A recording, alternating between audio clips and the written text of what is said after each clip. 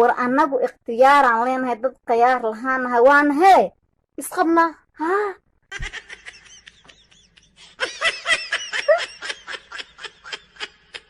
waa la yaab gabdho isguursaday fajac iyo amakaag iyo dhabanahays sheekada laba gabdhood oo nolosha wadaagaya oo baraha bulshada qabsaday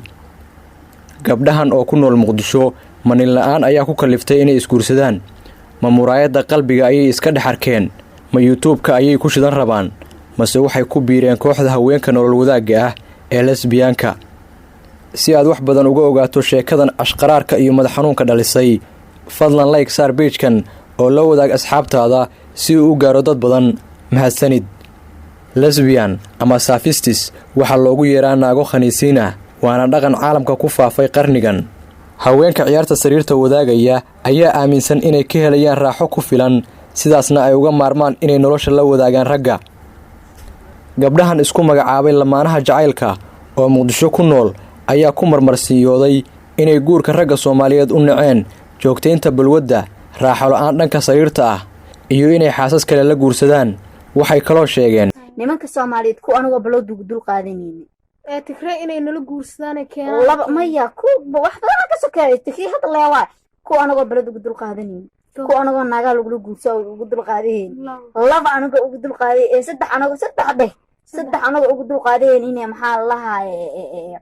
isboojeen naga nolosha shukaansadaan afar waxa keenan tikray soo galay tikray guursay war badan waxa ku keenan hadda gabdhaha Soomaaliyeed u sheega is aroosa nimanka dibkooda buuqooda ka bax wallahi nolol macaan arkaysa wallahi hada anaga nolol sinka warwaano kala kaxsanta aad macaan nolol aan ku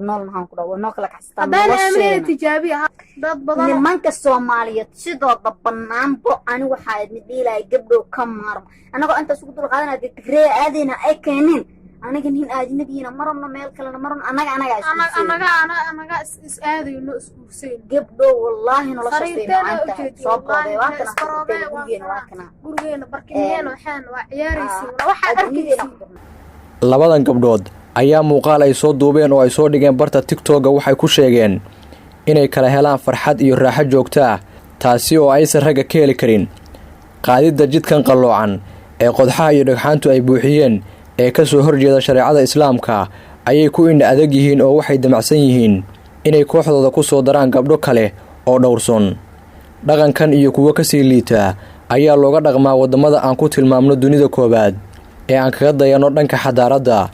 waana qaacido saldhiganaysa diin la'aan balse gabdho Soomaali ah muslimiin ah oo sharaf leh Muqdishona ku nool inay sidaasi u dhaqmaan ayaa fajac iyo ashqaraar soo kordhay ah